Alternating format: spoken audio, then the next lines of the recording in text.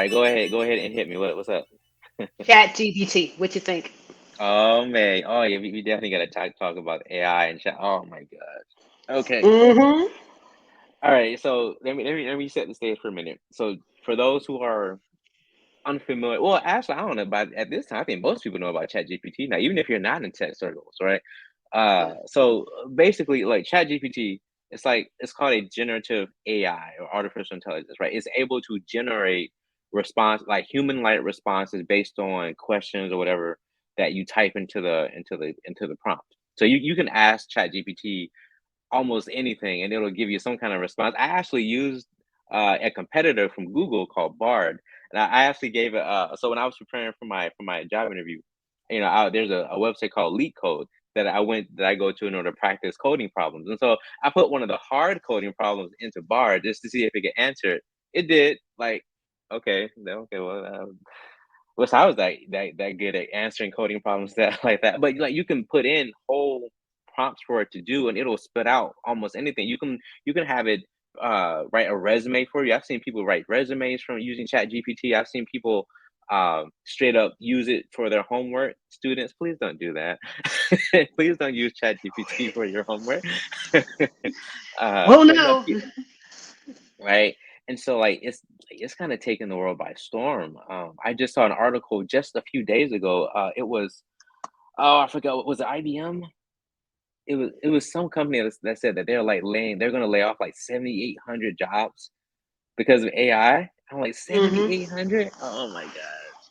Well, But Bard is actually Samsung's trying to work out a deal with Google. Well, Android is trying to make out a deal with Google that Bard's going to become defunct on Androids now.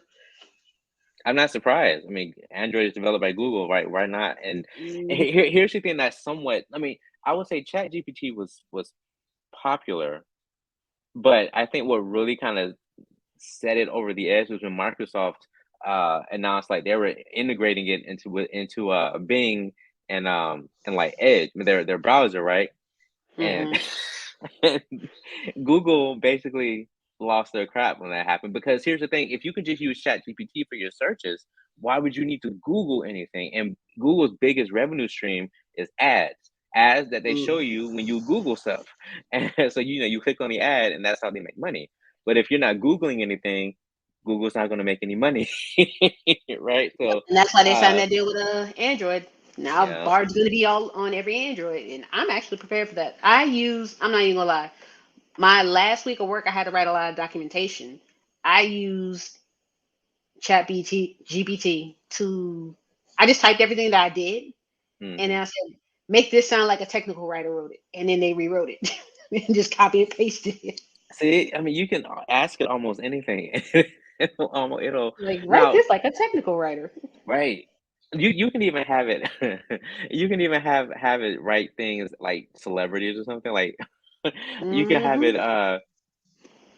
respond as if I was Donald Trump or something like that, right? You can actually do that, and it'll respond the way it's hilarious actually. That said, right, there are some limitations with it, at least for right now. There are these things called hallucinations, where basically it'll sound like it's the right response, but it actually has little factual errors. There's a well-known tech YouTuber, MKBHD. I'm pretty sure our audience is well aware of him. I think he did like a, a versus between, was it Bard? Yeah, I think it was Bard. I think it was Bard and ChatGPT, and he was, he put different prompts in both of them just to see what they would do. And like sometimes, like when he would say like describe like the best phone of 2023, the best smartphone of 2023, it would say like the iPhone 14, whatever, um, and Samsung Galaxy, whatever, right? But some of the details wouldn't be 100% accurate. So you have to be careful when using stuff like this for right now because occasionally it might sound right, but it's not actually correct. Well, that's the point. It's supposed to be as you're adding data and you're asking questions, it's learning. So it may not Right, say that right now, but the next time you ask about it, it's going to incorporate what it's learned. right. And I forgot who about last week. Somebody, a major researcher, left his job saying, "Yeah, Yeah. AI is going to take over the world. I gotta go. I'm not dealing with this." Which Yeah, he I was. can see that Yeah. because you're gonna. But here's my counter argument to that. I don't want this AI to take over the world because most of the people are stupid and they're gonna Google. They're gonna Google the dumbest things, and the AI is just gonna learn a lot of things it shouldn't know. And I'm I give us Skynet in 10 years. Nah. Yeah, I think they called him one of the godfathers of AI and stuff. He kind of helped lay the foundation for what we have now as far as ChatGPT. So I will say stuff like Skynet, that's called AGI. I think is artificial general intelligence, and that's Hmm. basically the ability for an AI to basically act like us, which we haven't quite gotten there yet. But like you said, with the preponderance of knowledge and queries that people are going to put in there, it's just going to keep learning, right? It uses something called a large language model. I think that's what it's called. Yeah, it is a large language model. So Oh, so let me ask you, what do you think is the biggest downside then to ChatGPT or any of the generative AI stuff? human error. Okay. Plain and simple. It's not even about the machine learning. The machine will learn what it's told. It's like a toddler. Mm, It's you teach it something, it's okay. going to do that. The problem's going to come from human error, Hmm. just from someone saying, let hypothetical. Someone says the sky is blue. Computers learn the sky is blue. Someone's going to come along and say the sky is green. Hmm. Computers are going to be like, okay, no, it's blue. Might look outside one day, the sky might really be green. Hmm. The computer can only learn what we give it. If we don't give it enough information to make a real analysis, it's only going to spit back what it knows. Right. And depending on how that analysis could go, it can go really, really great, or we're screwed. So I know some of the worry about stuff like ChatGPT is the ability for it to create things that are similar to like real world like stuff. Like for example, so I know there are a lot of like artists who are really there's a version called Dolly DALL-E, and basically Mhm. it can make like these realistic art stuff in video. I think Facebook made it right. Was So, it and so a lot of artists are afraid that people are going to. In fact, you might have already seen on the internet a bunch of AI art, right? When Harry Potter, what's the name of that? I just played it. Hogwarts Legacy came out, right? mhm. There, Black Twitter was all about black. Oh my God, HB, yes, What if Hogwarts, Hogwarts was an HBCU. HBCU? Oh man, we gotta talk about that eventually. We But gotta talk about that like too. what if Hogwarts was an HBCU? And like I saw this, someone had posted a bunch of pictures of AI art of like Hogwarts as an HBCU. It was cool. Like it was cool. Like no doubt. But the problem is, what if it has to learn it from somewhere, right? So what if it takes inspiration from real artists and uses their style without their permission? And so I think I've seen that worry of people not being properly credited with whatever it spits out. I don't know. Mm. But there's that, and then that takes us into Lensa AI. That takes Yeah. us into oh, YouTube has a section of people playing. Like I've been killing myself watching the presidents play Mario Kart and Mario Party. So it's Donald Oh, Trump, Joe yeah, Biden, yeah, yeah. I saw that. Obama playing like Mario Party, That's ranking hilarious. food. Oh my God, hilarity! And it's so accurate. Like you could see them having this conversation, but that's where this technology is leading us. Some people are using it for, I want to solve a math equation. The rest of us are watching people make fun of presidents. This is where we're at. This is where the technology is taking us. We can do both sides of the spectrum and still both be entertained. Yeah. But let me ask you though, like let's take that to the logical conclusion. If you can make someone sound like Barack Obama, right? Hmm.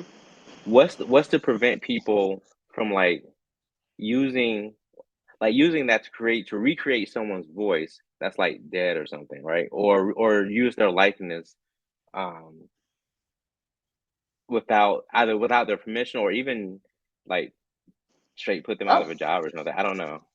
That's happening right now. Like people, like a lot of people, they're starting to lock down on the AI voice thing Hmm. because people are literally making songs that sound like legitimate artists. The artists are like, Yeah, I didn't even know I this was a think Jay thing. Z. I think one did that. It's Someone did it happened to with Jay Jay Z. I think. Z. Yeah. Somebody did. A bunch of people have done it with Drake. They done it with Lil Wayne. They done. Mm. I've seen some really good ones. I ain't even gonna lie. They really were good. But the biggest thing that's happening now is on, let's say, the black hat side of things. Hmm. There's been a scam for people like older people may get hit by this more than younger people. Older people, they get a phone call. And let's say it's their grandchild saying, "Hey, I've been kidnapped. I need you to pick up these prepaid Walmart cards and bring them to this address or send the numbers to this person." Now it Hmm. sounds like your grandchild. It legitimately sounds like it's their voice, but it's auto generated. Right. But you don't know it's a scam because it's their voice. There's fun uses, and then there's the black hat community. This is a new scam. This is a Right. new, hey, I've been kidnapped, or hey, I'm in jail. I don't even have to use my own voice. I can just, all I need is a audio clip from a TikTok Right. or audio clip from a TikTok or anything like that, just to get a little bit of your speech pattern Hmm. and auto generate something that sounds like, hey, I've been kidnapped. Take these prepaid Walmart cards, buy them, then text this number, the codes on the back. I look at you, scam. But it sounds like me though. And like, how do you? And that's gonna be. Oh man, that's next generation scamming right there. Like, well, they don't Oh, use your. it's already started.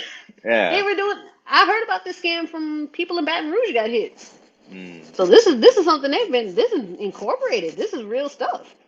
That's within And the how do last you fight week. against something like that? I mean, that's like You you can't can't. prevent because I mean, if you think about it, like stuff like TikTok and like video, like is the king right now.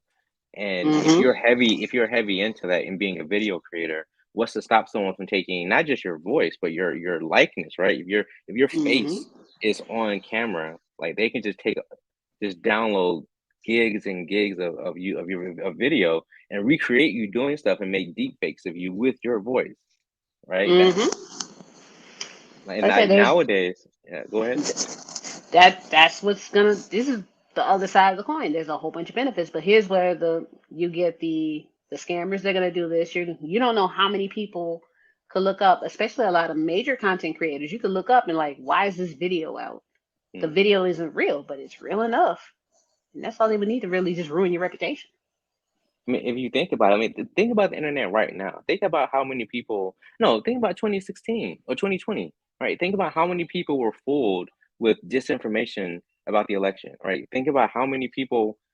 We there wasn't even any AI then, right? This was just random people creating memes on Twitter and Facebook or whatever, and and now people are believing those just static picture memes, right? That's just a meme. Mm.